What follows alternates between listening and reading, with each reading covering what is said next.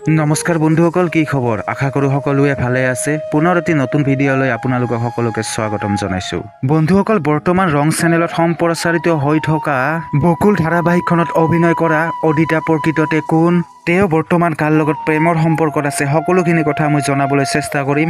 গতিকে ভিডিঅ'টি অলপো স্কিপ নকৰাকৈ শেষলৈ চাই থাকিব। বন্ধুসকল, অদিতিৰ প্ৰকৃত নাম হৈছে প্ৰিয়ংকা শইকীয়া আৰু তেওঁৰ ঘৰত মতা নাম হৈছে মানু। তেওঁৰ জন্ম হৈছে গুৱাহাটীতে। বন্ধুসকল, তেওঁৰ পৰিয়ালৰ কথা ক'বলৈ গ'লে তেওঁৰ পৰিয়ালত মাক, দেউতাক আৰু এগৰাকী বায়েক আছে। বন্ধুসকল, এতিয়া জানো আহক অদিতিৰ শিক্ষাগত অৰ্হতাৰ বিষয়। তেওঁ প্ৰাথমিক শিক্ষা লাভ কৰে মডাৰ্ণ ইংলিছ স্কুলৰ পৰা আৰু HS পাছ কৰে সন্দিকা গাৰ্লছ কলেজৰ পৰা আৰু তেওঁ গ্ৰেজুৱেশ্যন কমপ্লিট কৰে কটন কলেজৰ পৰা। বন্ধুসকল, অদিতিয়ে কেইবাটা গানতো অভিনয় কৰিছে। তাৰ উপৰিও তেওঁ কেইবাখনো ধাৰাবাহিকত অভিনয় কৰিছে। তাৰে কেইখনমানৰ নাম হ'ল দুবুৰী, ৰজা ৰাণী আৰু বৰ্তমান বকুল ধাৰাবাহিকত অভিনয় কৰি আছে। বন্ধুসকল, আপোনালোকে অদিতিৰ অভিনয় চাই কেনেকুৱা পায় কমেণ্ট এটা কৰি জনাবচোন।